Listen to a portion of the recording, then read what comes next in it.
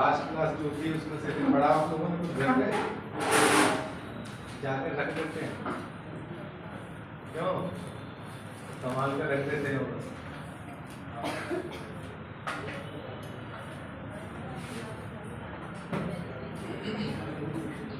जब प्रथम हरित क्रांति समाप्त हो गई तो उसके बाद जब उसके जो नकारात्मक इम्पैक्ट थे, जब उस दिन चर्चा हो रही थी, तो नकारात्मक इम्पैक्ट पर ध्यान दिया गया और फिर यह विचार किया गया कि ऐसा काम किया जाए जिससे कि उन नकारात्मक बिंदुओं को हटा दिया जाए, है ना। तो उसी के परिप्रेक्ष्य में क्या आई, द्वितीय हरित क्रांति।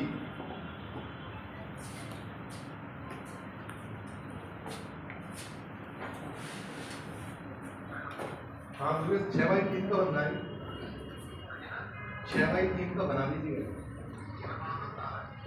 कल बना दीजिएगा, कल बनाते ना कल।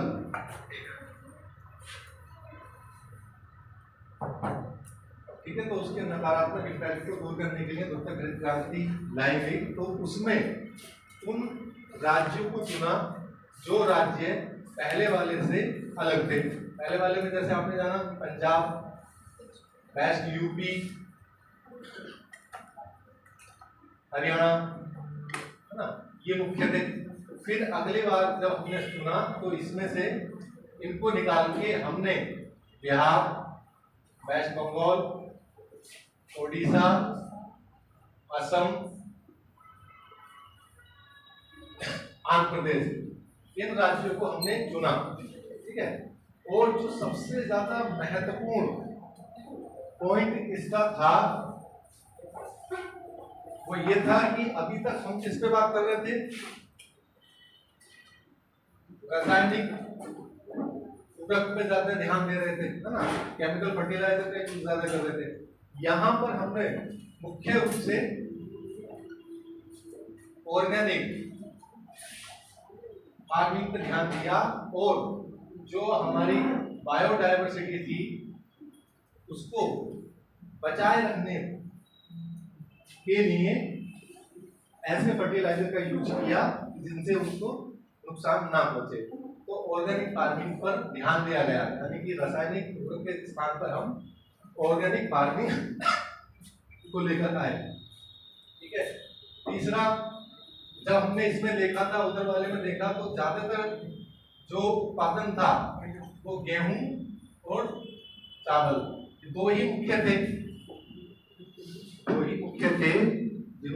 जिसमें ज्यादा प्रोडक्शन हुआ था।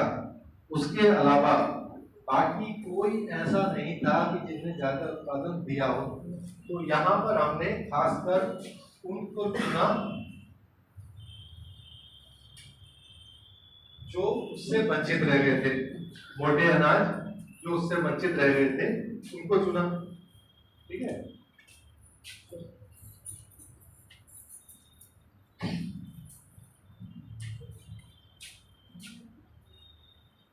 तीसरा, जब हमने प्रथम हरित क्रांति में हमने बताया था कि उस समय पर क्या था कि इरिगेशन के लिए फैसिलिटी बढ़ाई गई और नलकूपों का विस्तार किया गया, है ना। नलकूप से हमने बहुत पानी निकाला, उससे क्या होता, ग्राउंड वाटर लेवल नीचे चला गया।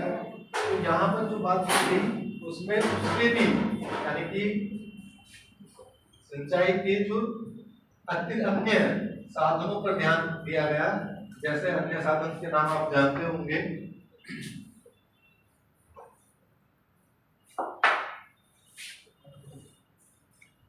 ड्रिप इरिगेशन, ठीक है, ड्रिप इरिगेशन, और दूसरा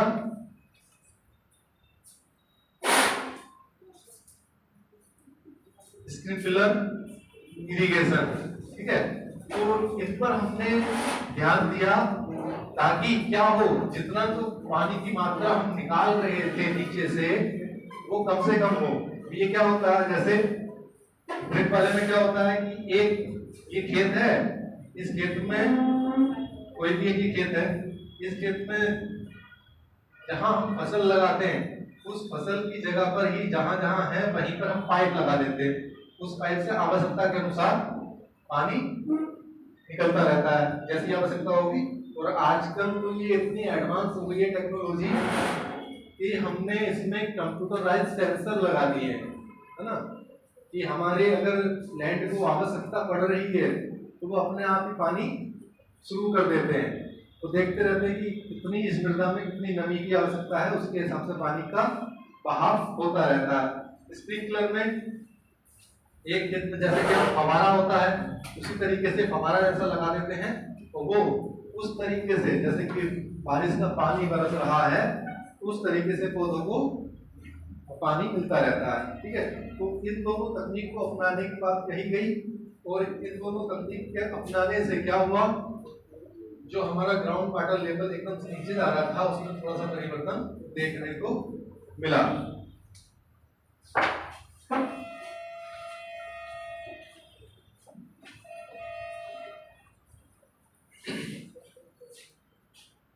ये जो मुख्य रूप से योजना थी वो 11th प्लान, जो 5 ईयर प्लान है हमारा, उसके अंतर्गत इसको लाया गया। और अपने देश में कृषि की जो पूरा एग्रीकल्चर सेक्टर है, उस सेक्टर का उत्पादन जो था, जो हमारा योगदान था, जीडीपी में योगदान था, वो 1.4% आ गया था। जबकि हमारा जो लक्ष्य रहा है हमेशा से कृषि उत्पादन में, वो रहा है कि कम से कम 4% का हम इसका आउटपुट ले सके, है ना। तो उसी लक्ष्य को प्राप्त करने के लिए इस पे फोकस किया गया था कि अगर हम ये काम करते हैं तो हमारा जो कृषि का उत्पादन लगातार घटता चला जा रहा है वो क्या होगा, अब धीरे धीरे बढ़ना शुरू हो जाएगा। ठीक है,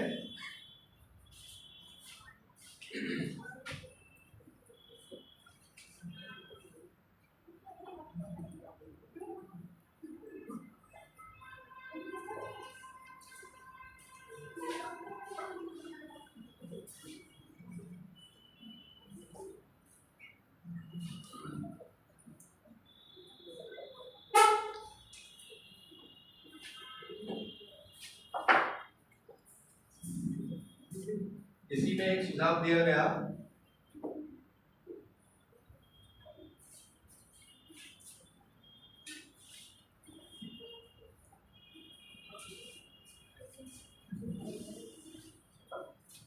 एग्रो इकोलॉजिकल रीजन या जोन।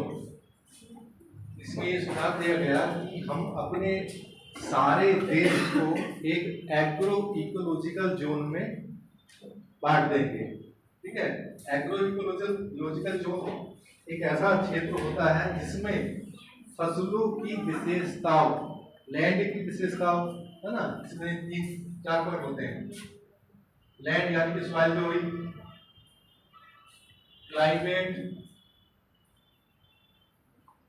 और क्रॉप्स, ये 3 मुख्य विशेषताएं हैं जिसके आधार पर हम किसी एक पर्टिकुलर प्रदेश का निर्धारण कर देते हैं। ये प्रदेश जो है पर्टिकुलर इस तरीके का एग्रो इकोलॉजिकल जोन होगा। तो ऐसा करने से क्या होगा, ऐसा करने से जब हमने ये निर्धारण कर दिया कि ये क्या है, हमारा ईस्टर्न इकोलॉजिकल प्रदेश है, ये वेस्टर्न इकोलॉजिकल प्रदेश है, ये डेजर्ट इकोलॉजिकल प्रदेश है, तो इनमें हमने ये तय कर लिया कि अगर डेजर्ट वाला है तो वहां पर हम पर्टिकुलर ये वाली ही क्रॉप उगाएंगे, और सरकार की जिम्मेदारी बनेगी कि वहां पर उस प्रकार का ही उत्पादन हो फसलों का करवाएगी। ठीक है, उसके अनुसार नीतियों का निर्धारण करेगी। अभी तक क्या होता था, एक नीति बनी, केंद्र सरकार ने एक ऊपर से नीति बना दी कि भारतीय कृषि नीति 2001, ये नीति बना दी कि ये जो है पूरे प्रदेश में काम करेगी। जबकि हमारे प्रदेश में तो इतनी ज्यादा विविधता है कि थोड़ी थोड़ी दूर चलने पे हमारा लैंड चेंज हो जाता है ना, मृदा की उर्वरता चेंज हो जाती है।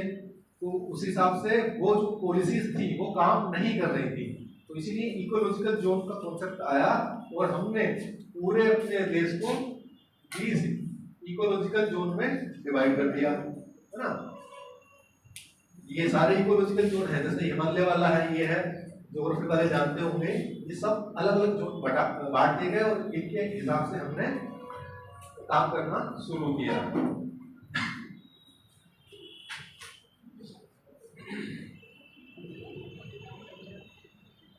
एक और इसमें महत्वपूर्ण भूमिका निभानी थी कि जैसे उस टाइम पर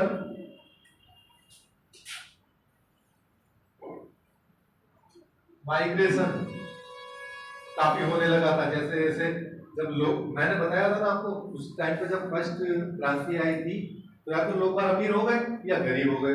तो जो गरीब हो गए थे, जो एक श्रम का विभाजन हो गया था, जो लोग गांव में काम करना पसंद नहीं करते थे, तो कहाँ जा रहे थे? नगरों की ओर जा रहे थे, है ना, माइग्रेशन करके नगरों की ओर जा रहे थे। तो इसमें ये भी प्रावधान किया गया कि हमें उनको वहीं पर फैसिलिटी प्रोवाइड करानी है ताकि वो नगरों की ओर न जाके वहीं अपने स्थान पर रहकर रोजगार प्राप्त करें, है ना। उस श्रम के विस्थापन को रोकना भी इसमें बहुत महत्वपूर्ण था। तो उस समय भारत में एक प्लान बना था कि भारत में जो अपने राष्ट्रपति थे अब्दुल कलाम साहब, तो उन्होंने कहा था कि भारत को अगर हमें सही ढंग से विकसित करना है या विकास की धारा में लाना है तो हमें गांव को ही नगर में तब्दील करना होगा। उनका ये कहना था, वो ये नहीं कहते थे कभी कि गांव का व्यक्ति नगर में आए तब नगर में आके उसका डेवलपमेंट होगा। उन्होंने कहा, ये कॉन्सेप्ट दिया कि हम प्रत्येक गांव में ऐसी फैसिलिटी दे दें कि गांव वाला व्यक्ति नगर में आए ही नहीं, है ना। तो ये कॉन्सेप्ट आया तो उस पर काम किया गया। हालांकि इतना ये आगे नहीं बढ़ा। आज के टाइम में भी ऐसी स्थिति नहीं है कि गांव पूर्णतः ऐसे फैसिलिटी प्रोवाइड करा रहे हो कि नगर में ना आना पड़े। आज तक ऐसी स्थिति नहीं है ना। चाहे अभी पीछे जैसे प्रधानमंत्री ग्राम एडॉप्ट करने की एक योजना आई थी, तो उसमें भी ग्रामों को लिया गया, लेकिन फिर भी वो उस तरीके से काम नहीं कर पाई जिस तरीके से गांव का डेवलपमेंट होना था, है ना। तो ये सारे नकारात्मक इम्पैक्ट भी है कि अभी तक वही स्थिति में चल रहे हैं। दूसरा इसी का जो पक्ष था ये था कि जो पहले जो बीज है, ऋण है और जो मशीन है, ये सब क्या था, पहले काफी कॉस्टली पड़ता था जब उस समय की बात थी। तो इनको क्या किया गया, सस्ती दरों पर इनके रेट कम किए गए, सस्ती दरों पर किसानों को कम ब्याज दर पर उपलब्ध कराया गया, है ना। तो किसान क्रेडिट कार्ड वाला नाम सुना होगा, आजकल लोग पैसा देते भी हैं, तो उसमें क्या होता है 4% की ब्याज दर लगती है अगर 1 साल के भीतर हम सामान ले रहे हैं। कि अपना उससे जो भी चाहे जमीन के हिसाब से मिलता है, जिसकी जमीन है तो इसे लेके वो अपना इनपुट ज्यादा डाल सकता है और उसकी वजह से क्या होगा, उसका प्रोडक्शन बढ़ जाएगा। ये सब काम इसके अंतर्गत किए गए।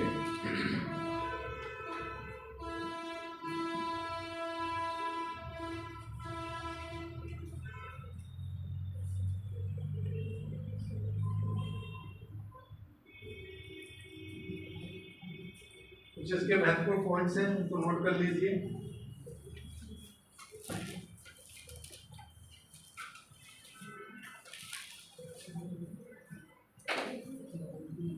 बातें नहीं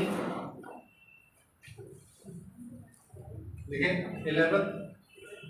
11वीं पंचवर्षीय योजना के अंतर्गत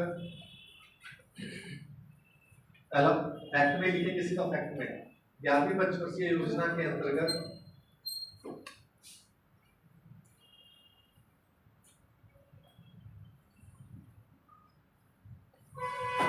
देश में कृषि क्षेत्र की आर्थिक वृद्धि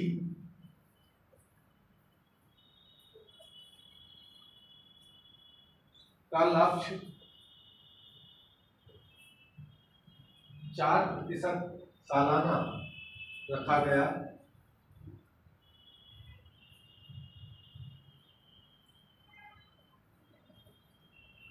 जिसको प्राप्त करने के लिए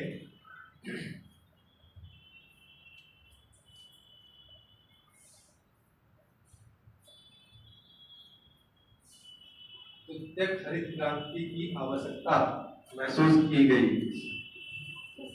प्रत्यक्ष हरित क्रांति की आवश्यकता महसूस की गई।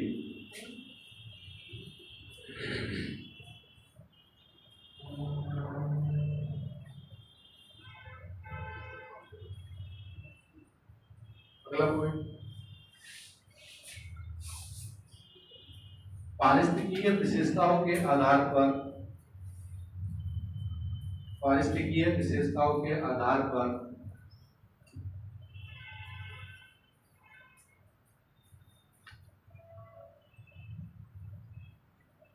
नए बीजों का अनुसंधान कर, पारिस्थितिकीय विशेषताओं के आधार पर नए बीजों का अनुसंधान कर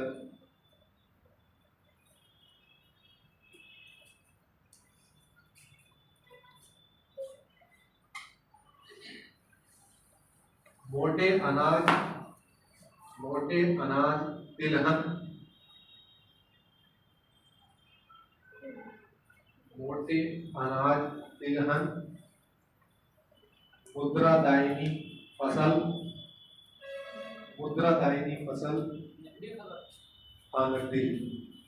नकदी फसल तथा चारा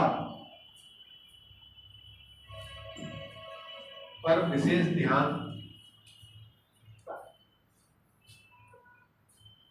दिया गया।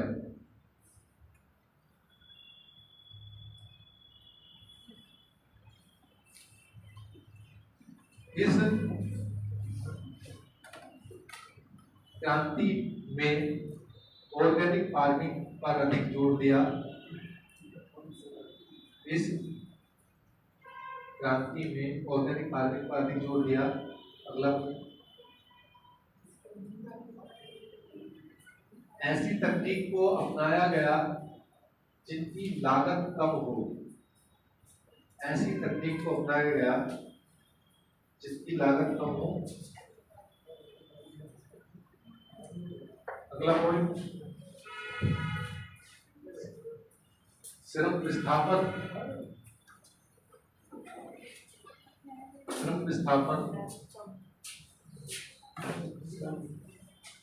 को रोकने का प्रयास किया।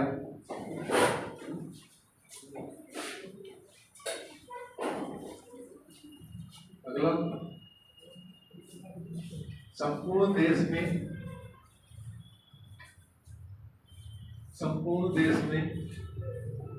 एग्रो इकोलॉजिकल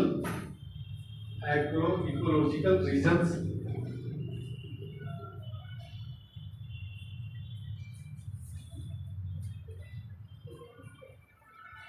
के आधार, एग्रो इकोलॉजिकल जोन्स के आधार पर बांटा तथा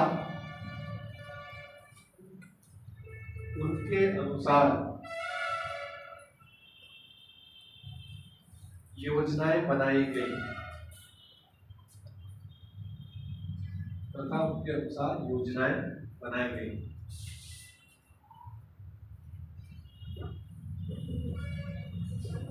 अगला, जल संसाधन के संरक्षण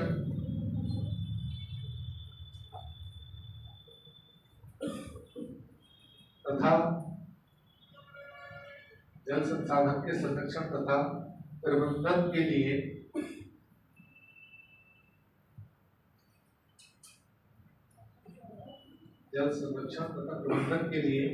नई विकास विधि को अपनाया गया।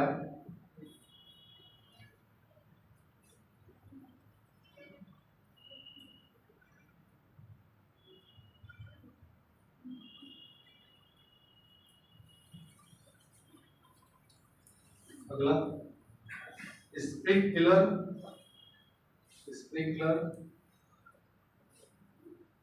ड्रिप इरिगेशन, स्प्रिंकलर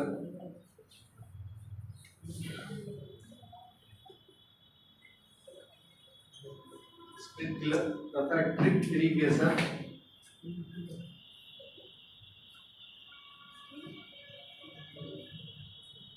आदि सिंचाई की विधियों को अपनाया गया, सिंचाई के साधनों को अपनाया गया।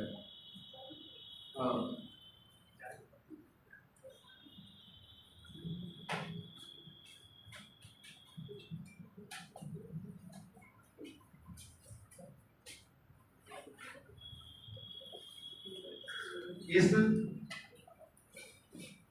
कृषि व्यवस्था को कारगर बनाने के लिए राइजोबियम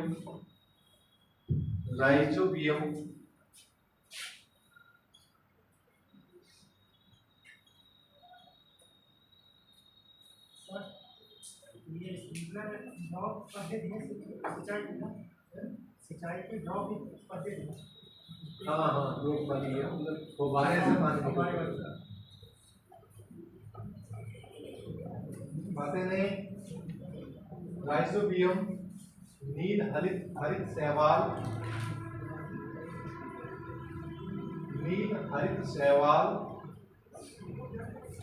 आदि जैव रसायनों का प्रयोग किया गया।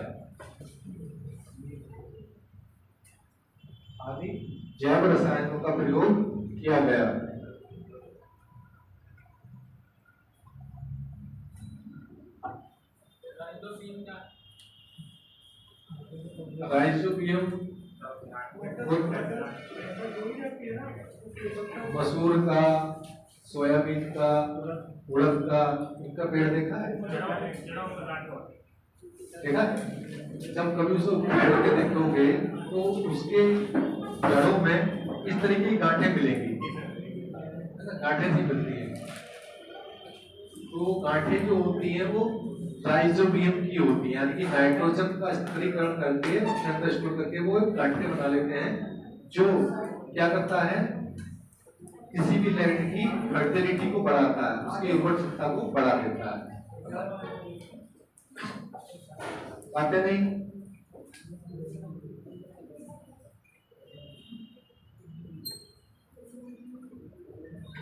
हरित क्रांति में शुष्क जलवायु वाले क्षेत्रों को महत्व दिया गया।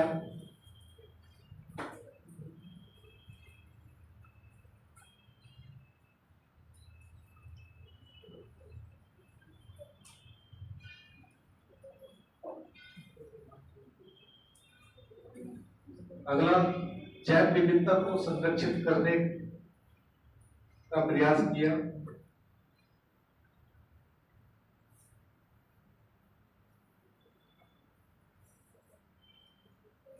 अगला, जैव विविधता को संरक्षित करने का प्रयास किया। अगला पॉइंट, नवीन शोधों द्वारा देशी प्रजातियों से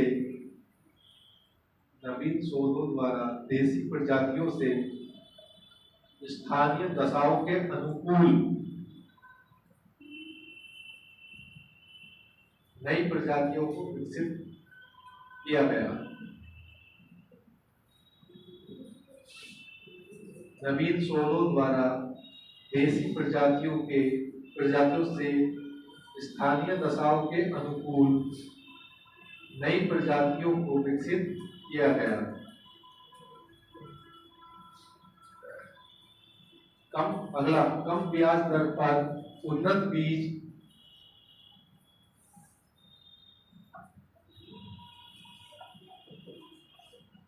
उर्वरक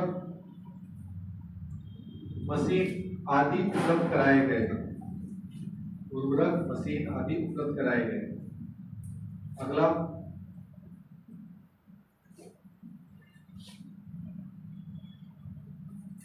भूमि सुधार,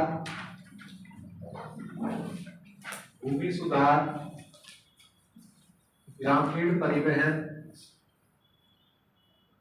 एवं संचार तंत्र में भूमि सुधार, ग्रामीण परिवहन एवं संचार तंत्र में परिवर्तन किया गया।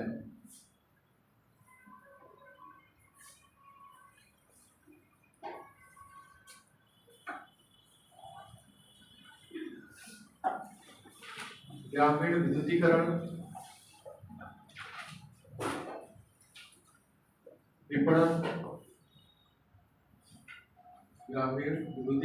विपणन, भंडारण, फसल बीमा प्रशिक्षण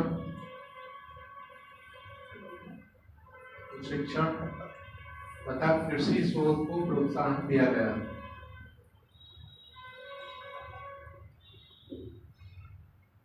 अगला लास्ट पूर्वी प्रदेशों के अंतर्गत Assam, Bihar,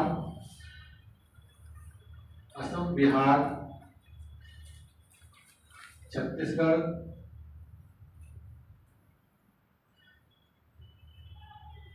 east UP,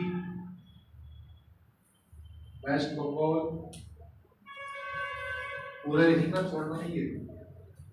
Assam, Bihar, Chhattisgarh, east UP, West Bengal, Odisha तथा झारखंड को 400 करोड़ रुपया विकास हेतु दिया गया।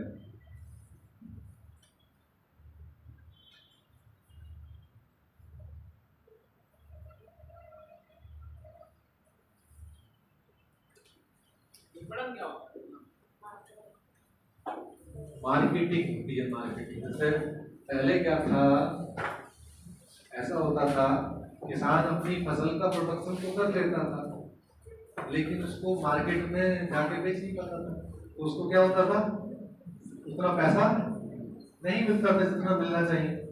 अभी हालांकि आज के टाइम में भी आप लोग ऐसे न्यूज में सुनते होंगे कि सड़कों पे टमाटर फेंके, है ना, आलू फेंके, मिलता नहीं मिलता है। क्यों करते हैं ऐसा काम? क्योंकि उनको उनकी उपज का सही लाभ नहीं मिल पाता है। ये ठीक है, तो उसकी व्यवस्था की गई। दूसरा, विद्युतीकरण गांव में अब से अपने माता पिता से पूछना, 10 साल पहले 2 से 3 अधिकतम 5 घंटे तक लाइट आती थी। अब से 10 साल पहले इसलिए बोलता हूँ 7 दिन में 7 दिन आती। हाँ, और कभी कभी तो दिन के हिसाब से आती थी, दिन और रात कर देते थे। कभी ऐसा भी होता था कि एक हफ्ते में 3 दिन देंगे, 3 दिन नहीं देंगे, मतलब इस तरह की स्थिति थी। तो इन पे सब पे ध्यान दिया गया, है ना, ताकि इन चीजों से बचा जा सके। क्योंकि एग्रीकल्चर के लिए भी लाइट का बहुत आवश्यकता है, लाइट की बहुत आवश्यकता है ना, उस पर ध्यान दिया गया।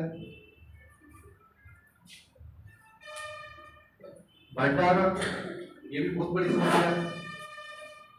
हमारी बहुत सारी फसल जो सरकार परचेज करती है, वो भंडारण ना होने के कारण बर्बाद हो जाती है ना। तो इसीलिए उसका भंडारण जगह जगह पर स्टोर बनाएंगे कि किसानों से जो खरीदेंगे उसका हम भंडारण मांग कर सकें। तो ये सब काम किए गए और इनका बेनिफिट आज हमें मिल रहा है। आज आके ये स्थिति आ गई है कि भारत उस पर आत्मनिर्भर हो चुका है ना। जैसे हम बात कर रहे थे कि ग्रीन एनर्जी के रूप में भी हम काम कर रहे हैं, तो हमारा लगातार क्या है, एनवायरनमेंट को बचाने की दिशा में लगातार प्रयास हो रहा है। उसको लक्ष्य को प्राप्त धीरे धीरे करेंगे। लेकिन अगर आप तुलना करने लगे किससे, यूएसए से, यूके से, तो अभी भी हम इन देशों से बहुत पीछे हैं हर मामले में, है ना। यहाँ अभी तो प्राथमिक आवश्यकता क्या है, आज भी रोटी ही तो है। आज भी प्राथमिक आवश्यकता क्या है, रोटी। और वहां ये सब चीजें नहीं है, वहां रोटी प्राथमिकता नहीं है, वहां है कि कैसे हमें और ऊपर बढ़ना है ना। यहाँ अगर कोई एक व्यक्ति अपने घर में एसी लगा लेता है तो वो लगता है कि बहुत बड़ा रईस हो गया है ना। जबकि संयुक्त राज्य अमेरिका में एक घर में 5-5 एसी, 6-6 एसी, 2-2-3-3 गाड़ियां हैं, है ना। तो ये अंतर है, उसको अभी हमें प्राप्त करने में बहुत टाइम लगेगा। और जिस दिन हमने ये प्राप्त कर लिया वो वाला लक्ष्य, तो जो हम बात करते हैं कि कार्बन उत्सर्जन कम करने का, तो फिर सोचो कि कितना कार्बन उत्सर्जन होगा। अभी तो हमारे पास उनसे बहुत पीछे हैं, तब हम इतना रोक पा रहे हैं। जिस दिन जितने आप लोग क्लास में सब बैठे हैं, आप लोग सब गाड़ी से आने लगे होंगे, तो सोचो कितना कार्बन उत्सर्जन हो जाएगा, है ना। होगा नहीं होगा? तो बचाने का प्रयास किया जाता है। जो जितनी भी नीतियाँ बनती हैं खासकर इंटरनेशनल लेवल पर, वो नीतियाँ रखी जाती हैं जो विकसित देश होते हैं उनको ध्यान में रख के। विकासशील देशों का तो सोचते नहीं है कि वो अभी आपसे 100 साल पीछे चल रहे हैं, पहले 100 साल आपके बराबर तो आ जाए, नीति को उसमें भी थोप देते हैं। तो ये अंतर है, उस अंतर को धीरे धीरे खत्म करना है, लेकिन खत्म ऐसे करना है कि आने वाले जनरेशन के लिए भी चीजें बची रहे। तो इसलिए हम अपने लिए अवॉइड करते रहते हैं कि अपने देश को तो बचा के रखें, है ना। कल भूकंप देखा, कहाँ आया? टर्की में, सीरिया में। 5 वाले से तो कुछ नहीं होता है। जब 7.5 से ऊपर होगा तभी बिल्डिंग कोलैप्स होगी, है ना। हाँ, तो इससे ऊपर नहीं होगा। 7.8 जो बिल्डिंग गिरी है वो उसी से गिरी होगी, है ना। करंट से भी अपडेट रहा करें, कहाँ हुआ, कितने लोग मरे, केंद्र क्या था उसका, तुर्की था। तो बहुत बड़ा है, एक प्लेस होगा कोई। तो पेपर में दिखा रहा है कि वो नॉटिक्स प्लेटें हैं उस पे बसा हुआ है, वहीं पे उसका क्या है। प्लेस का पर्टिकुलर नाम होगा, उसको ध्यान रखिएगा, पूछ लेते हैं ये सवाल। टेक्टोनिक प्लेट तो समझते हैं ना सब, टेक्टोनिक प्लेट समझते हैं सब। कितने लोग हैं जो नहीं समझते हैं? बस, अरे यार आप बताए थे, टेक्टोनिक प्लेट समझते हैं? कितने नहीं समझते वो हाथ खड़े वाले, तभी तो बताएंगे, संख्या याद होगी।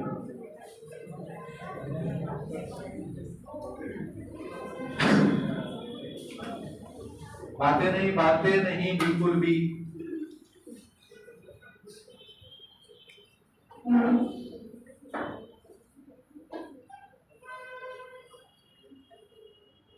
देखो, भूकंप आने के 2 कारण होते हैं।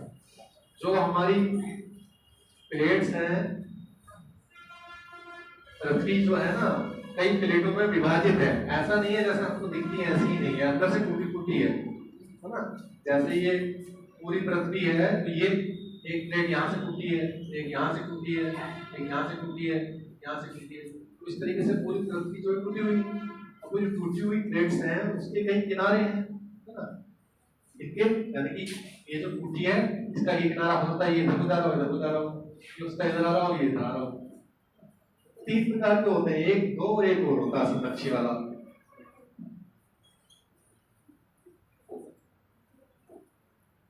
कई बार बता चुका हूँ क्लास में।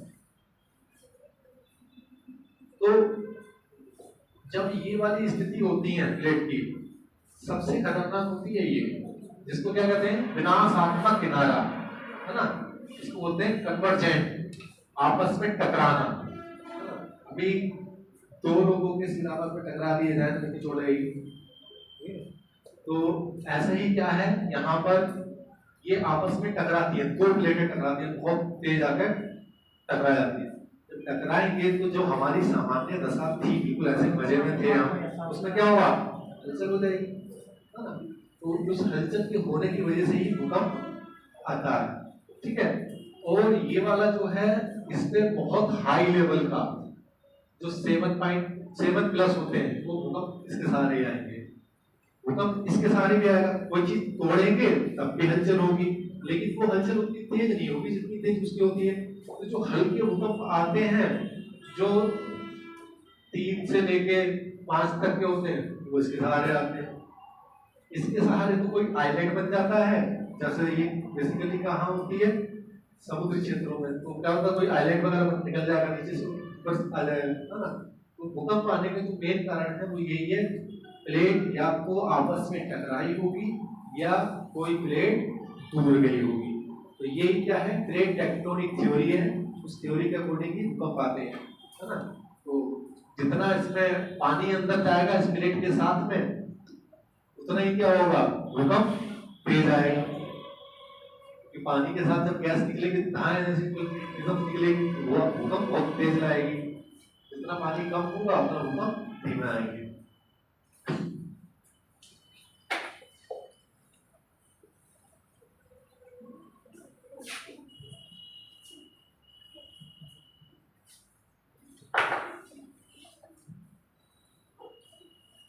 अब देखिए अपने यहाँ एग्रीकल्चर के दो चीजें वो चलती हैं।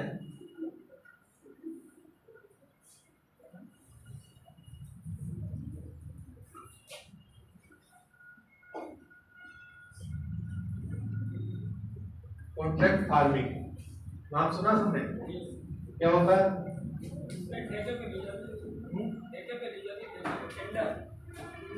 ठेके पे दी जाती है। तो किसान क्या करता है?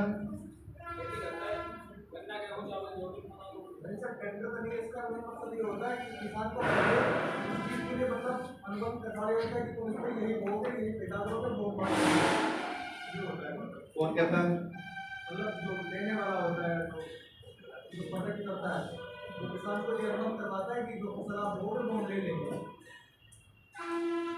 अभी विवाद नहीं चला था, अडानी वाला नहीं विवाद चला था, उसके बाद नहीं वाला नहीं सब ठेके पे दिए गए। कहने का मतलब जैसे हमने आपको पैसा दे दिया और उसी हमने निश्चित कर दिया कि क्या होना है, कितने में कैसे क्या करना है, उसी के और अपनी लागत के हिसाब से पैसा देना है। बातें नहीं। एक ये है कॉर्पोरेट फार्मिंग। अब बताओ दोनों कैसी लगी है? अंतर है, हैं? नाम सुना है इसका? एक तो वही कॉन्ट्रैक्ट फार्मिंग, दूसरी है कॉर्पोरेट फार्मिंग। इसे हिंदी में कॉर्पोरेट ही बोलेंगे।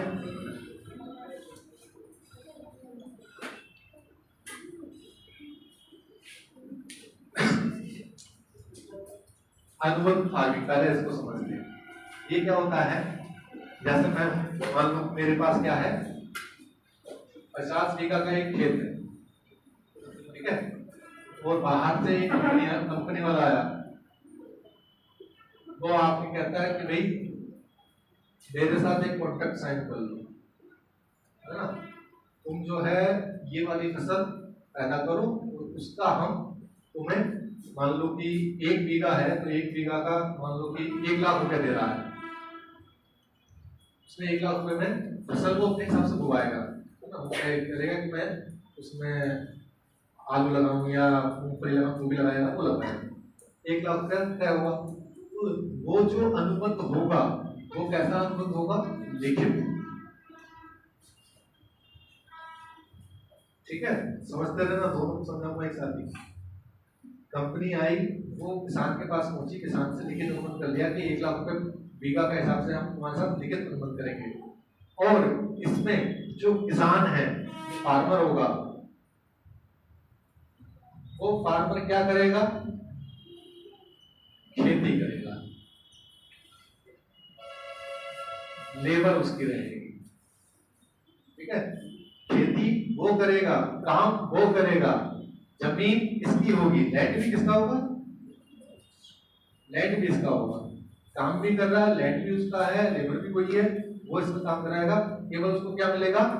1 बीघा का 1 लाख रुपया पैसा मिलेगा। वो जब उसकी क्रॉप आ जाएगी, क्रॉप जो भी 1 बीघा में जितनी क्रॉप होगी वो इसको प्रोवाइड करा देगा, ठीक है, इसका जो भी जितने में बेचे वो उसका हेडर है। ये क्या है? अनुबंध खेती। तो इस खेती से क्या हुआ? इस खेती के करने से क्या हुआ? किसान जब स्वयं से करता था, अभी यहाँ दूसरा पक्ष भी है, ये है, लेकिन बीज और मशीन के अलावा जो फर्टिलाइजर और क्या कहते हैं पेस्टिसाइड, वो सारे कंपनी लगाएगी, ठीक है, मटेरियल ये लेकर आएगी क्योंकि उसको चाहिए अच्छा वाला प्रोडक्शन। तो ये जब ये सब चीजें इसको मिली लगाने के लिए, तो ये तो ऐसा लेकर आएगी ना जो बहुत ज्यादा उत्पादन दे, है ना। तो ऐसा ही इन्होंने लगाना शुरू किया। तो इससे क्या हुआ? जो लैंड था, जो खेत था, उसकी फर्टाइल क्षमता खराब होने लगी। शुरू में तो मजा आया किसानों को भी अपनी जमीन देके, 2 साल तक उन्होंने दी, 2 साल तक उन्होंने जोश दिया बिल्कुल उसको। उसके बाद वो अपनी खेती करने चले और उनकी खेती में प्रोडक्शन नहीं हो, क्योंकि उन्होंने ऐसे उसमें चीजें लगा दी कि उसकी फर्टाइल क्षमता खत्म हो गई। ये उसका नकारात्मक इफेक्ट था। तो इसके दोनों इफेक्ट थे, एक तो किसान को ज्यादा पैसा मिला अनुबंध खेती करने से, दूसरा उसकी लैंड की फर्टिलिटी कम हो गई। ये दोनों पक्ष थे, समझ आ गया। अब दूसरा समझो कॉर्पोरेट। ये कॉर्पोरेट वाले जो हैं ये है वो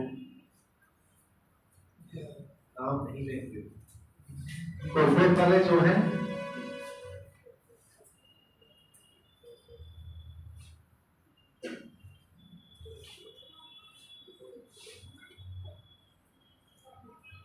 इसमें क्या हुआ, कोई एक लैंड है, ये लैंड ले लेंगे, इस लैंड को ले लेंगे लीज पे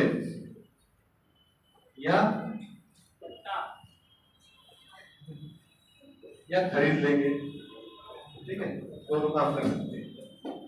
तो कोई भी लैंड उन्होंने ले लिया किसान से, लेने के बाद ये कॉर्पोरेट की जो मल्टीनेशनल कंपनी, इसमें केवल भारत के लोग शामिल नहीं है, विदेशी भी शामिल रहेंगे, यानी कि मल्टीनेशनल कंपनी अपने हिसाब से इसमें फसल का पैदावार करेगी, खेती की अपना कराएगी, यानी कि सारा काम वो खुद ही करेगी, ठीक है। क्या काम करेंगे इसमें, उत्पादन, प्रसादन, विपणन का अधिकार उसको मिल जाएगा, और केवल जो फार्मर है उसके पास क्या अधिकार रहेगा,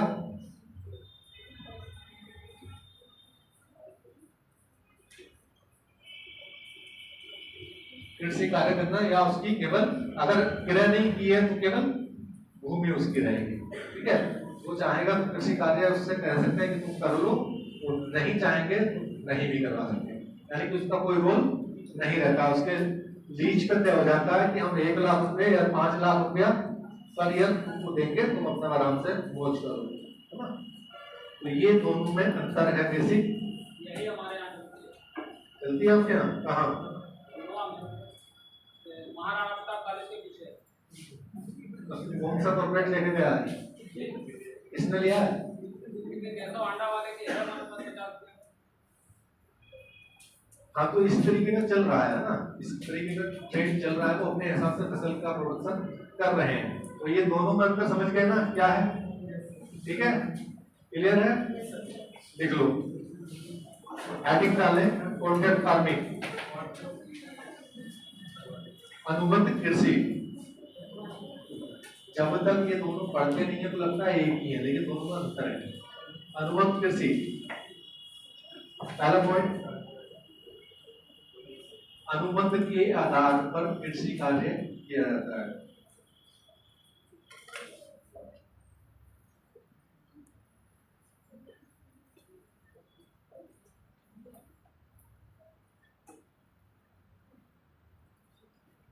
दूसरा पॉइंट,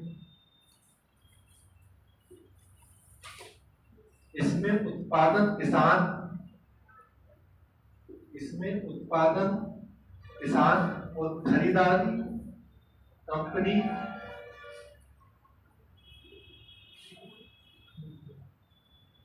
के बीच एक करार किया जाता है। इसमें उत्पादन किसान और खरीदार कंपनी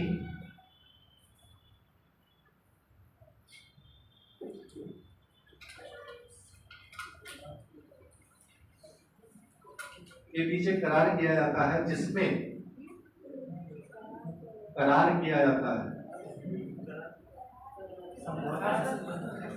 करार क्या होता है, आज नॉनवेज डे थोड़ी ना है, करार किया जाता है तो रोज देना, करार किया जाता है, समझ गए ना करार क्या होता है।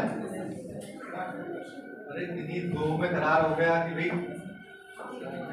100 रुपये में से 30 रुपया तुम्हें मिलेगा, महीने का 70 रुपया मुझे मिलेगा। ये नहीं होता इसमें 1 साल का और 2 साल का। हाँ, समय ड्यूरेशन होता है, ड्यूरेशन भी होता है, लेकिन ड्यूरेशन जो है क्या होता है,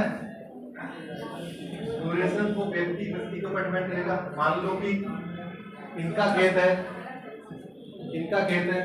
तो ये कह देंगे मैं 1 साल से ज्यादा घूमेंगे, है ना, तुम्हारा होगा तो ये कह देंगे 5 साल से ले जाओ, मुक्ति मिले इससे, है ना। तो ये डिपेंड करेगा हमारे ऊपर, हम क्या सोचते हैं, हमें क्या खेत से ही खाना है या फिर उसको खुद भी कुछ करना है? अगला पॉइंट, जिसमें उत्पादक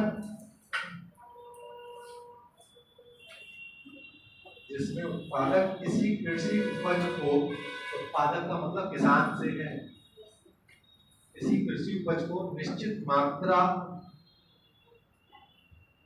और गुणवत्ता में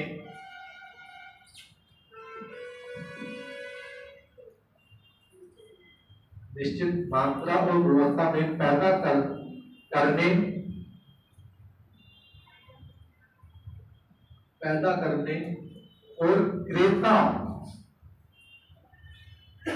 उस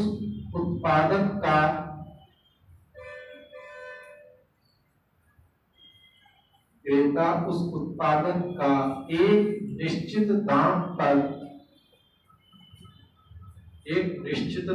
पर खरीदने का लिखित अनुबंध करता है।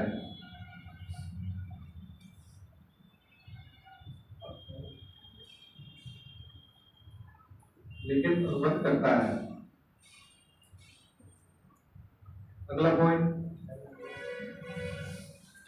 इसमें कृषि की भूमि और श्रम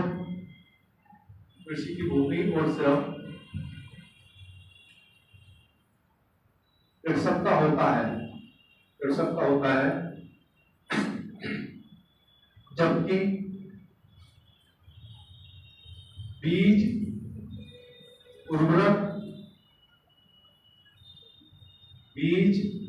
उर्वरक सहित समस्त कृषि आदान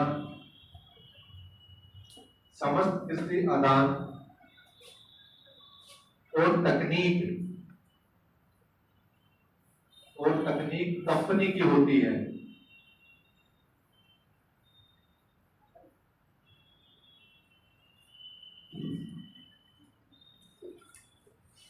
इसमें किसान को उपज का अच्छा मूल्य प्राप्त हो जाता है।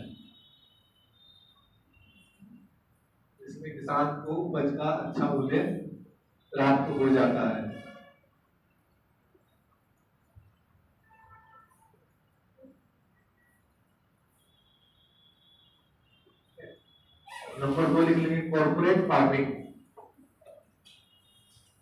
कॉर्पोरेट कृषि।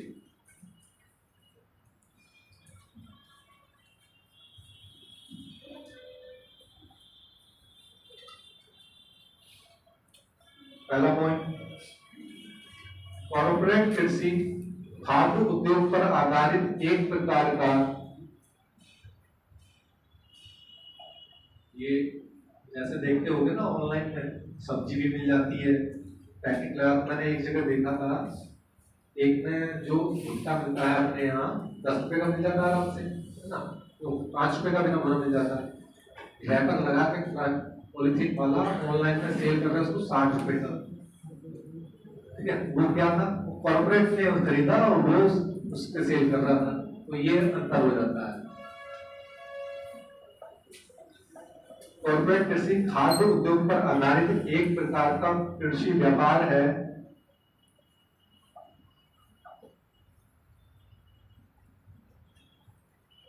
जिसमें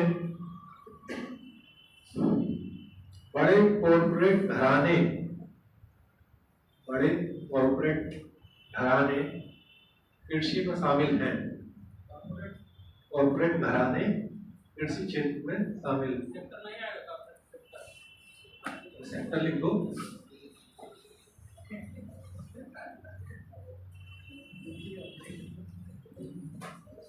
घरानों का मतलब समझते हो? तो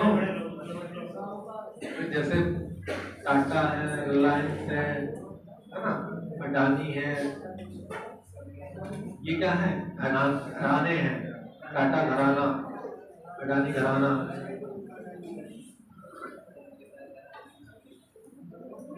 अगला पॉइंट देखिए, इसमें बहुउद्देशीय या राष्ट्रीय कंपनियों के द्वारा इसमें बहुउद्देशीय, बहुराष्ट्रीय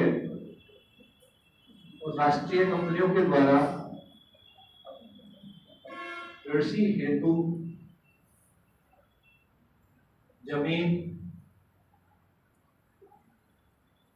सरकार या किसानों से लीज या क्रय पर प्राप्त कर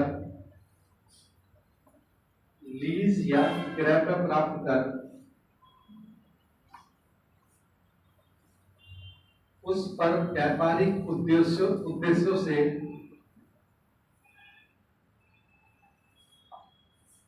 नए तरीके से कृषि की जाती है।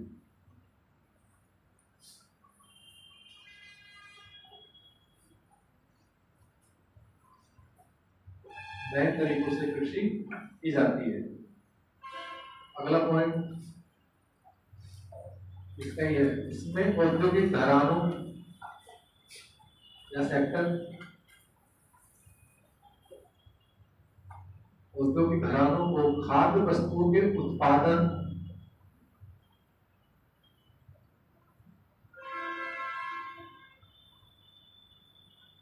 रखरखाव,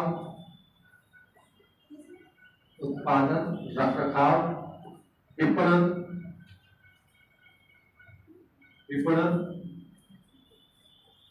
का समूचा अधिकार मिल जाता है।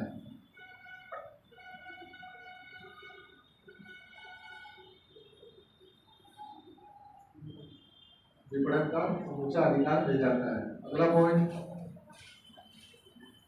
इसमें कृषक की भूमिका केवल श्रम की रह जाती है। कृषक की भूमिका केवल श्रम की रह जाती है।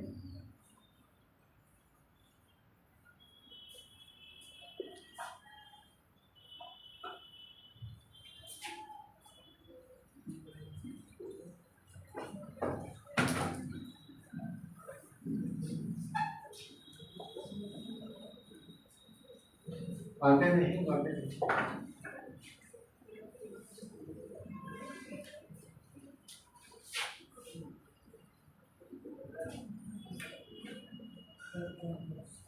जानते हैं सब? अभी जानते हो बताने का है। श्वेत क्रांति दुग्ध उत्पादन में वृद्धि के लिए शुरू की गई। कहां से? हरियाणा से। क्या कब? 1970। ठीक, तो सब जानते हैं। तो बस 2 पॉइंट सीधे इनके नाम लिख लें। दुग्ध उद्योग से दुग्ध क्षेत्र में वृद्धि हेतु, दूध उत्पादन में वृद्धि हेतु ऑपरेशन फ्लड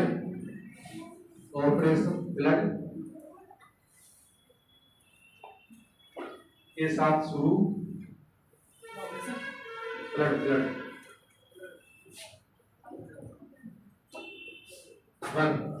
1970, सेकेंड 1979,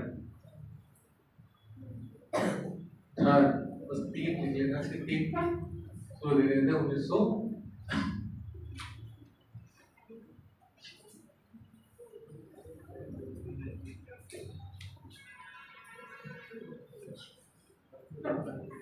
और जो शुरुआत की गई थी वो प्रारंभ में 10 राज्यों के साथ।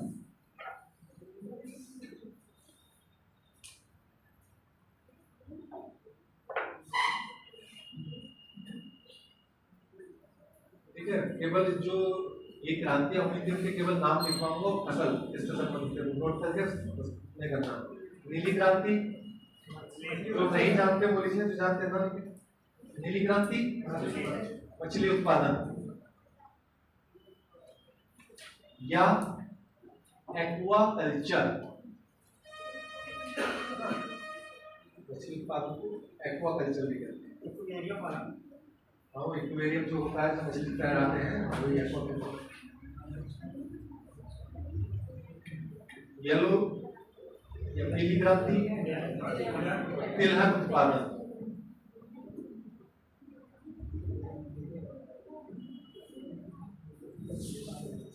बातें नहीं बातें सी।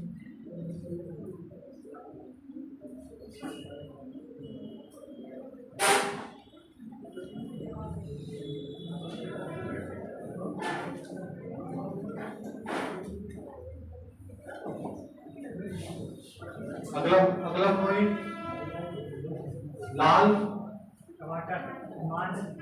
टमाटर और मांस दोनों से लिख लें। लाल क्रांति, बात नहीं करो, जिनको आती है वो शांत बैठे रहे। कुछ बच्चे ऐसे भी हैं जिनको नहीं आता होगा तो है ना, शांति से रहे। ब्राउन, अंडा अंडा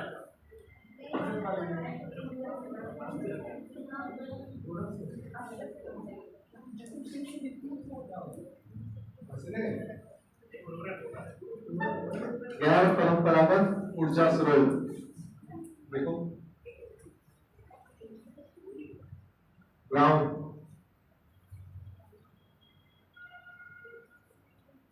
ग्रे, अगली है ग्रे या भूरी क्रांति, ये है उर्वरक से। ऐसे ही सवाल कर दो, प्रभावित हो जाते हैं, फिर कहते हैं हम तो सही मार्क आए।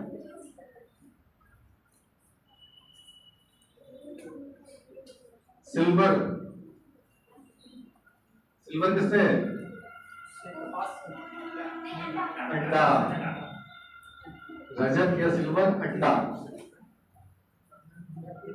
और गोल्डन,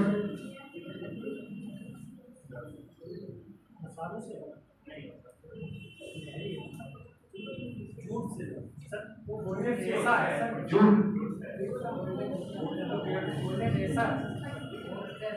उसको बोलते हैं गोल्डन रेशा। गोल्डन है फलोत्पादन से। बातें नहीं, ये क्रांतियों के नाम हैं। सवाल आते हैं इनसे, तो नोट कर लो, किसी का छोटा हो तो पूछ लेना। गोल्डन फलोत्पादन से।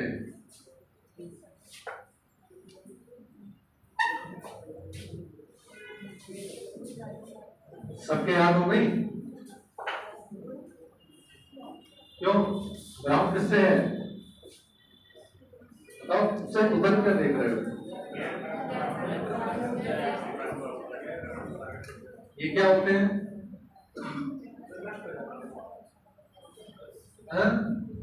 ऐसे व्यक्ति के स्वास्थ्य जो जैसे जो समाप्त ना वो शुरू हो गया। पहले किसने बताया था? तुमने विकास कितना बताया था? अरे तुमको हाथ क्यों नहीं खड़ा कर रहा है? किसने बताया था पहले? उल्टा क्यों बता रहे थे? अभी तो कुछ दिन पहले बताया ही था। प्रमुख कृषि फसलें है ना, या उपज।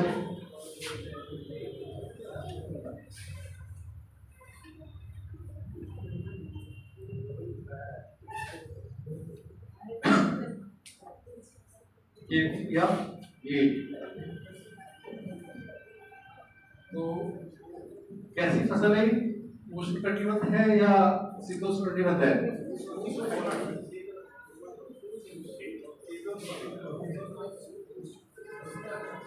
शीतोष्णकटिबंध है। इनके बारे में जो समझाने का पॉइंट होगा वो समझाता रहूंगा बीच बीच में, लेकिन पहले बस लिखते चले, समझते चले। दोनों चीजें एक साथ करूंगा। हमारे टोटल लैंड के 11% कृषि भूमि पर कृषि की जाती है, 11% में।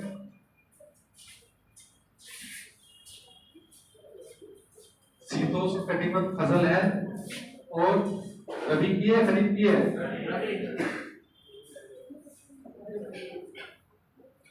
रबी की फसल है, शीतोष्णकटिबंध है।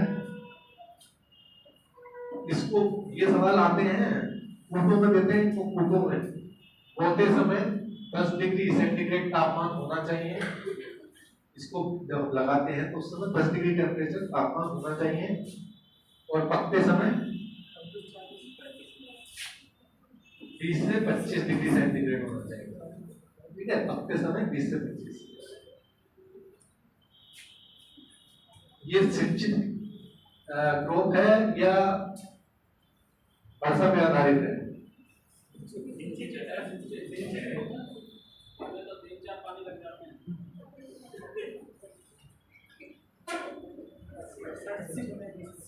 अस्सी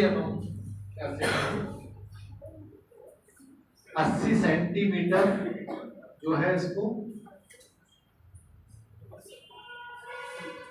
वर्षा चाहिए होती है, लेकिन जब इसकी फसल लगाई जाती है तो उस समय इतना पानी होता नहीं है, तो हम इसको क्या करते हैं, नलकूप या ट्यूबवेल के माध्यम से पानी लगाने का काम करते हैं। तो इसलिए ये क्या है, सिंचित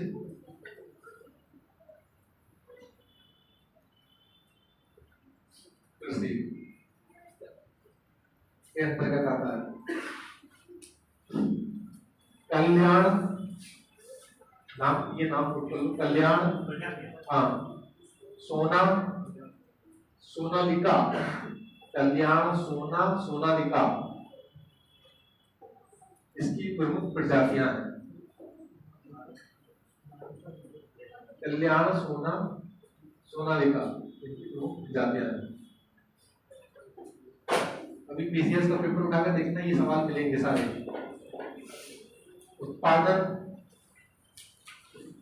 राज्य, और ये जो उत्पादक राज्य लिख रहा हूँ रिसेंटली है, 2022 का डेटा है।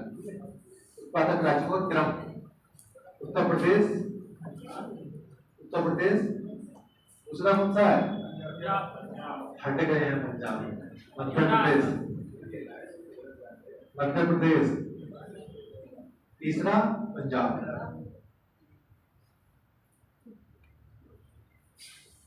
चौथा हरियाणा लिख सकते हो, ठीक है।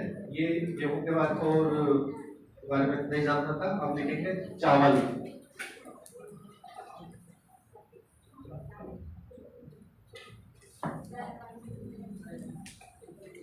सबसे प्रमुख फसल है, 25% लैंड पे की जाती है एग्रीकल्चर की, गेहूं, वो चावल 25% भाग पे की जाती है, और कुल खाद्यान्नों का, खाद्यान्न फसल की बात करेंगे तो 42%, मतलब 60% दिया, हाँ अभी 42 लिख लो, अगर अपडेट हो गया तो 60 कर देना। खाद्यान्न के रूप में 42% केवल चावल का हिस्सा है, चावल खा के जिंदा है। और ये कैसा पौधा है बताओ, उष्ण कटिबंध, और इसको तापमान चाहिए 24 डिग्री सेंटीग्रेड बोते समय, 20 डिग्री सेंटीग्रेड पकते समय।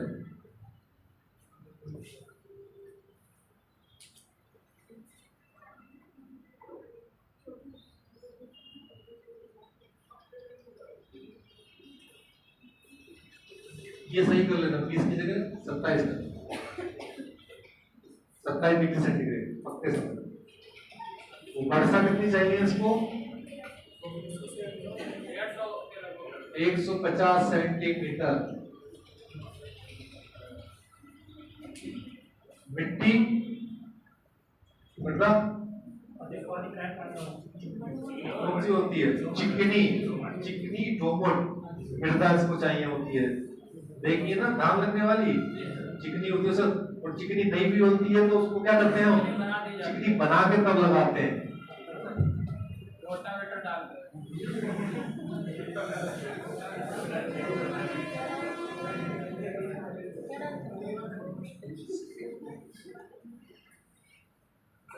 अब महत्वपूर्ण पॉइंट है, नोट करो अगला, ग्रीष्म ऋतु की फसल को बोरो या दलुआ,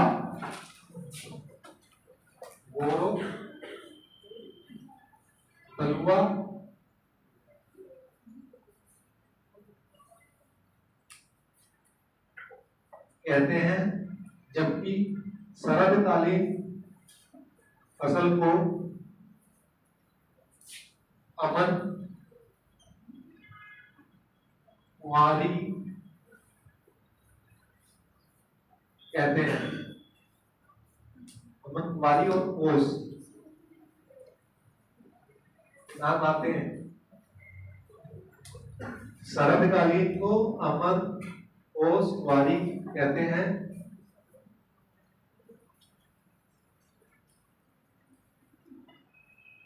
ठीक है। कर्नाटक में ग्रीष्मकालीन को हेल कहते हैं। हेल कहते हैं तथा कार्तिका हेल तथा कार्तिका कहते हैं। और तमिलनाडु में कार कहते हैं। कार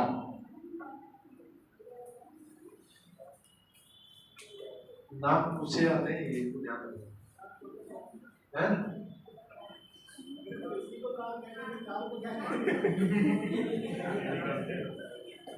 इसमें लिखने का अंतर है। ये वाला कार कहते हैं। कार ये होती है, स्पेलिंग से तुमको कार नहीं मिलेगी। हिंदी में तो एक ही लिखा जाएगा। अगला पॉइंट, बातें नहीं। उत्पादन क्रम, वेस्ट बंगाल, यूपी, पंजाब ने क्या काम किया? वो चावल से उससे निकल गया, गेहूं से चावलों में आ गया। तो पहले वेस्ट बंगाल है ना, वेस्ट बंगाल, यूपी, पंजाब।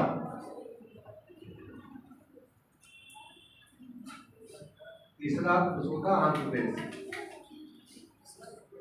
प्रदेश।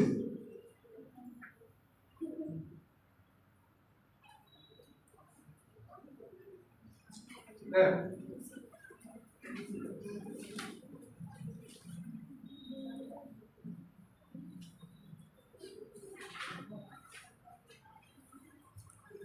तो पहले आप लोग जो है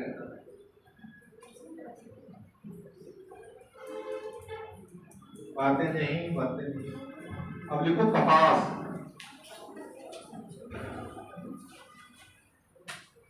कॉटन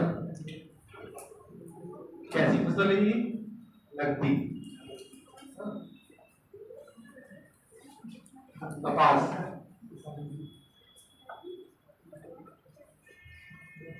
उत्पादन लिख लो, गुजरात, महाराष्ट्र, तेलंगाना। गुजरात, महाराष्ट्र, तेलंगाना। कैसा पौधा है? उष्णकटिबंध। 50 से 75 सेंटीमीटर रेंज चाहिए इसको।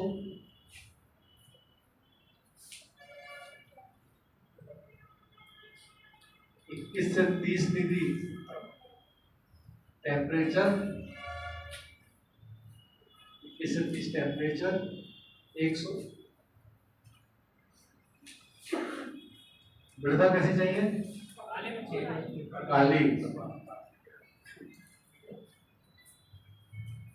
काली और भारी, 2 फुट भारी वाली, 2 फुट भी चल जाएगी। काली भारी। ठीक है। अब इसी में महत्वपूर्ण पॉइंट है ये कपास की किस्में।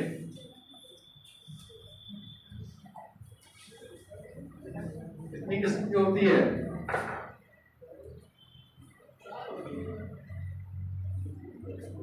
टोटल है 5। ठीक है। पहले लिखें किस्म का मतलब है, पहले समझा देता हूँ, जो इस प्रजाति से मतलब नहीं है, किस्म अलग से। पहला है कि जो इसकी वैरायटी होती है ना, जो कपास जैसे जो धागा निकलता है उसमें से कपास का जो रेशा निकलता है ना, वो रेशा कितना लंबा निकल रहा है। जितना ज्यादा लंबा रेशा निकलेगा उतनी ही अच्छी क्वालिटी की कपास मानी जाती है ना।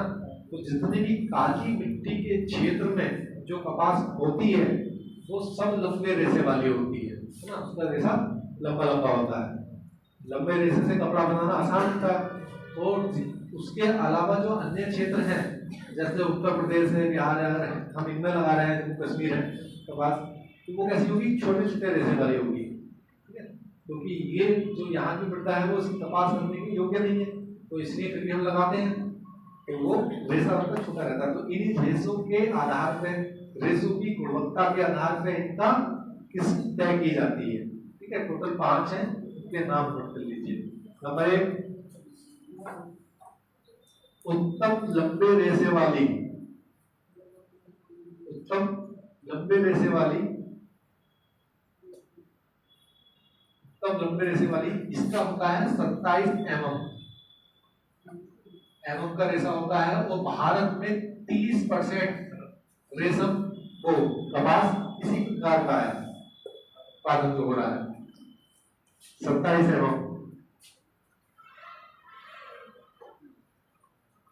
इसके उत्पादन में है गुजरात, महाराष्ट्र, कर्नाटक, तमिलनाडु, गुजरात, महाराष्ट्र, कर्नाटक, तमिलनाडु।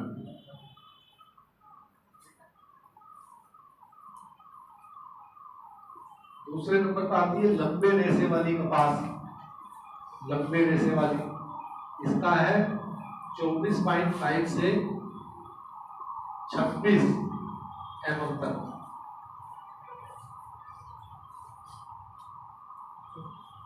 26 mm तक। ये 16% उत्पादन इसका होता है। इसमें है राज्य आंध्र प्रदेश, महाराष्ट्र,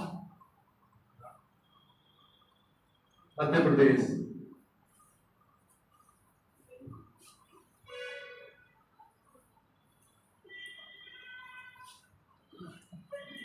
नंबर 3 आता है उत्तम मध्यम रेशे वाली कपास, उत्तम मध्यम रेशे वाली कपास, इसका जो रेशा है वो है 22 से 24 mm तक, उत्तम मध्यम रेशे वाली कपास 22 से 24, और इसके अंतर्गत आता भारत का 37% इसके अंतर्गत प्रोडक्शन क्या आता है। इसमें जो राज्य रहेंगे पंजाब, हरियाणा, राजस्थान, यूपी, बिहार।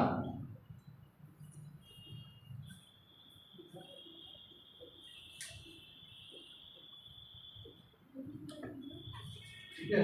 नंबर 4 मध्यम रेशे वाली कपास 20 से 21.5 mm। इसमें गुजरात, राजस्थान, एमपी,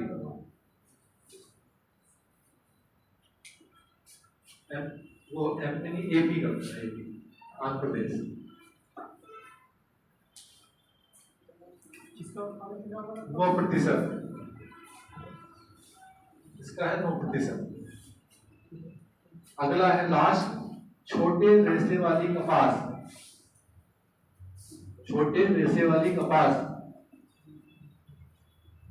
ये है 19 mm तक, यानी 19 mm तक की जो कपास आएगी वो छोटे रेशे में आएगी। ठीक है।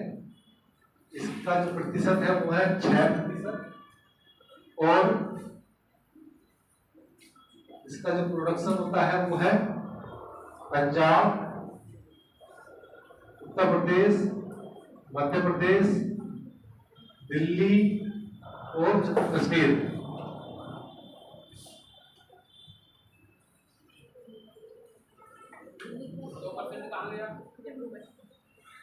अन्य लिख दो।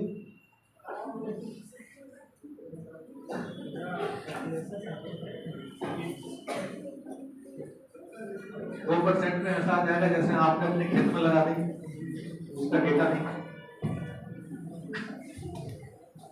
ठीक है।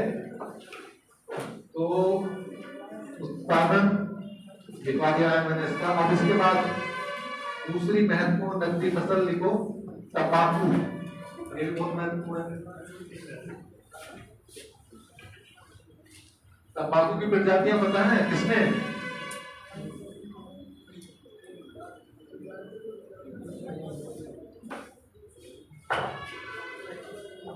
तंबाकू में लिख लो जरा जल्दी जल्दी। भारत जो है विश्व में तंबाकू उत्पादन करने में कौन से नंबर पे है? सेकंड पे है। पहले पे चीना है, ठीक है। तो तंबाकू बहुत खाते हैं इसलिए।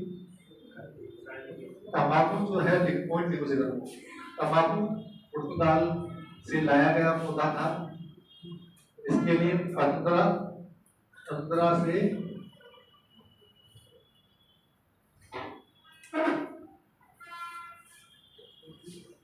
से 38 डिग्री सेंटीग्रेड तक का तापमान चल जाता है। पाला इसके लिए हानिकारक होता है। शीतोष्ण कटिबंध पौधा है। 50 सेंटीमीटर की वर्षा से काम चल जाता है। तो मृदा मुलई होनी चाहिए, मुलई।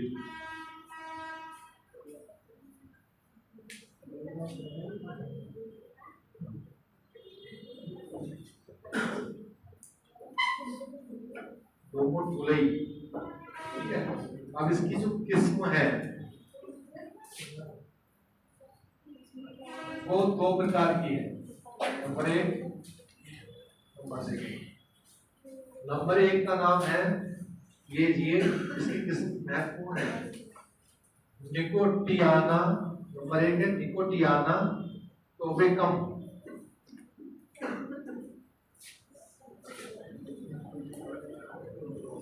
आधे नहीं, निकोटियाना टोबेकम। दूसरी है आपकी निकोटियाना रस्टिका। निकोटियाना रस्टिका, ठीक है। निकोटियाना टोबेकम, ठीक है, याद कर लेना इसको आज ही। निकोटियाना टोबेकम भारत के टोटल 10% लैंड पे, यानी जितना भी तंबाकू खेती करते हैं 10% लैंड पे इसको हम लगाते हैं, ठीक है। लिखते भी चलो, 10% लैंड पे लगाते हैं और 90% हम इससे प्रोडक्शन लेते हैं टोटल तंबाकू का, है ना। ये बहुत महत्वपूर्ण है, यानी कि टोटल 10% क्षेत्र पर हम इसको लगा रहे हैं और हमारे तंबाकू का टोटल 90% प्रोडक्शन इसी वाली किस्म का होता है। ये सवाल आते हैं, वहां दे देगा, तब ये नाम दे देगा निकोटियाना टोबेकम 90% क्षेत्र पर लगी है। दूसरा दे देगा इसका उत्पादन 80% है। इस तरीके से बनाकर देते हैं। सर ये किसमें 2 प्रकार के मतलब नशे के आधार पर अलग है क्या? जैसे ऐसे प्रकार में होने से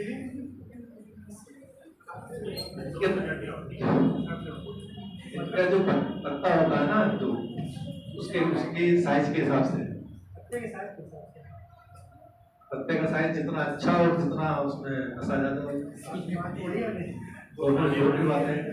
पतला होगा, जितना थिन होगा उतना ज्यादा अच्छा हो, ताकि नशेड़ियों को पता है।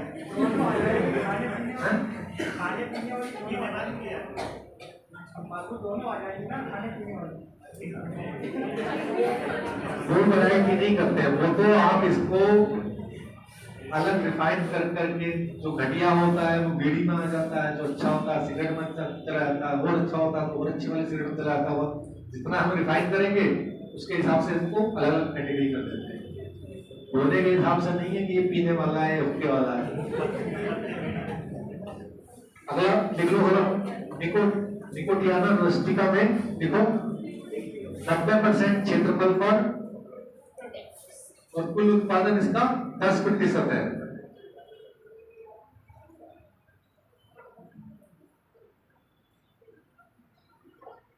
अच्छा कौन सा हुआ इसमें से? रस्टिका अच्छा है नशे के हिसाब से। जो कोई फसल प्रोडक्शन कम दे रही है तो उसका मतलब ये कि वो अच्छी क्वालिटी का होगा तभी तो दे रही है। जैसे हीरा कभी तो मिलता है, हीरा कितना कम मिलता है, तो हीरा सबसे बेस्ट है ना। लोहा में कितना भी पहन लो, हम सोना थोड़ी ना पहन लोगे। तो जो हम इतना सारा लगा रहे हैं, जैसे बासमती राइस होता है उसका प्रोडक्शन कम होता है, जबकि जो मोटा वाला धान होता है उसका प्रोडक्शन ज्यादा होता है। तो वो क्या है, जितनी अच्छी क्वालिटी उसका प्रोडक्शन उतना ही कम होता है। जो घटिया होते हैं वो आसानी से पैदा हो जाते हैं, कहीं भी पैदा हो जाते हैं। उत्पादन लिख लो, आंध्र प्रदेश, तेलंगाना, गुजरात, कर्नाटक।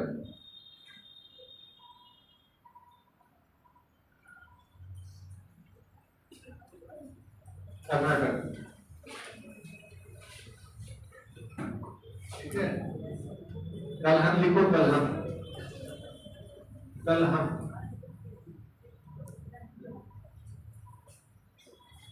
में दालों का उत्पादन किया जाता है, विभिन्न प्रकार की दालें आएंगी, जो भी दाल है। तो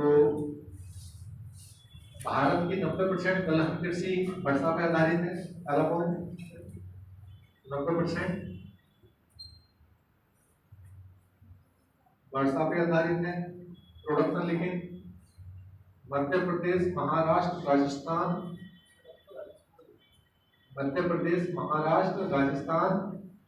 उत्तर प्रदेश।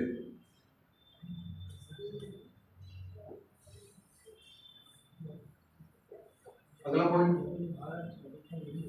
है राजस्थान हो गया नहीं, अरे आज ही देखा 2022 का डेटा है भारत सरकार की वेबसाइट से।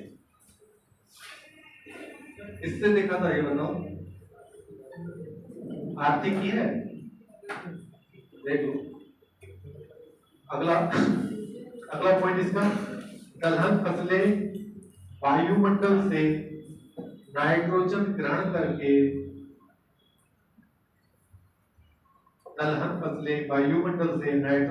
करके, इसका स्थिरीकरण मृदा में करती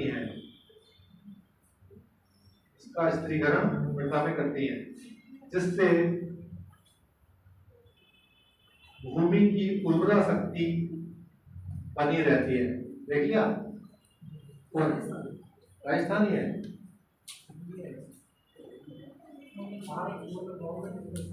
नहीं, इसको हम मान नहीं सकते, मैं बाकी और कंफर्म कर दूंगा।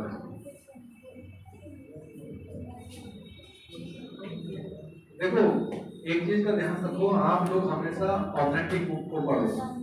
ऑथेंटिक बुक का डेटा ही वहां मान्य होता है। आपने अगर किसी भी बुक से पढ़ लिया, उसमें डेटा दिया गया ये है, वो मान्य नहीं होगा, बहुत सवाल आपके गलत होंगे।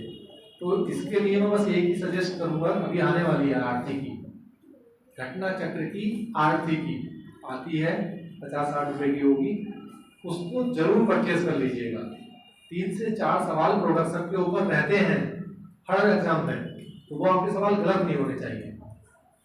ठीक है, तो वो तभी नहीं गलत होंगे जब आपके पास बिल्कुल ऑथेंटिक डेटा होगा। तो वो हमेशा जो हमारी भारत सरकार का बजट आता है, उसमें जो आर्थिक सर्वे होता है, उसमें जो डेटा होते हैं उनका प्रयोग करता है, वो डेटा का भी जरूरत नहीं होता है।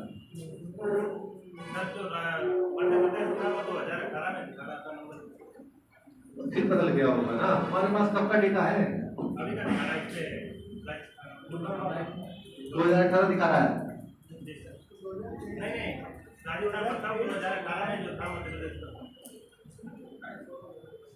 उसकी टेंशन नहीं लो, ये डेटा आज मैं बता रहा हूँ, कल तू जब एग्जाम में जाओगे तो वो क्या करेगा, सुन लो, वो क्या करेगा, ब्रैकेट में डाल देगा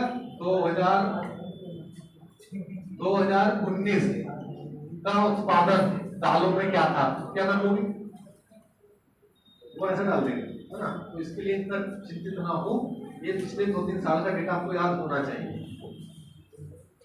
अभी दरअसल आर्थिक की नई वाली आई नहीं है, मैंने कल ही बुक से पता किया था, अगर आया थी तो उसका डेटा देगा। ये 1 साल पहले का है, 2022 का 2023 वाला डेटा नया मिलेगा। क्या इसका हम लिख लिया था, अरे उसका टेंशन नहीं लो ना,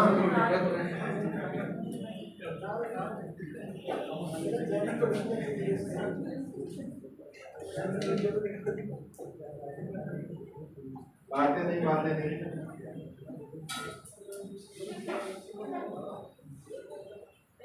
आप जो नाइट्रोजन स्थिरीकरण का कॉन्सेप्ट समझिए, जो इसके पौधे होते हैं दलहन वाले, वो नाइट्रोजन का स्थिरीकरण करते हैं। ठीक है, ये देखो, ये आप लोग दिखा इकोनॉमिक सर्वे 2022-23, इकोनॉमिक सर्वे 2022-23, मैंने इससे इसका डेटा लिखा था, है ना। तो इसमें सारे क्रॉप्स के दे रखे हैं, पूरी टेबल है ये, इसमें दिया गया है कि इकोनॉमिक सर्वे 2022-23 में तो अभी हुआ होगा, तो उसी का डेटा है सारा जो मैंने लिखवाया है, सब दिए हुए इसमें, इसी से लिखवाया था। ये किताब में जब का आएगा, अभी आया नहीं है। तो स्थिरीकरण करते हैं तो उससे क्या होता है, जो उसकी उर्वरक क्षमता है वो बरकरार रहती है ना। तो इसीलिए आप लोगों ने देखा होगा कि जो गांव में किसान नहीं खेत करने वाले होते हैं, वो कभी कभी करते हैं अपने खेत में उड़द की फसल लगा दी, कभी मूंग की लगा दी बीच में, है ना।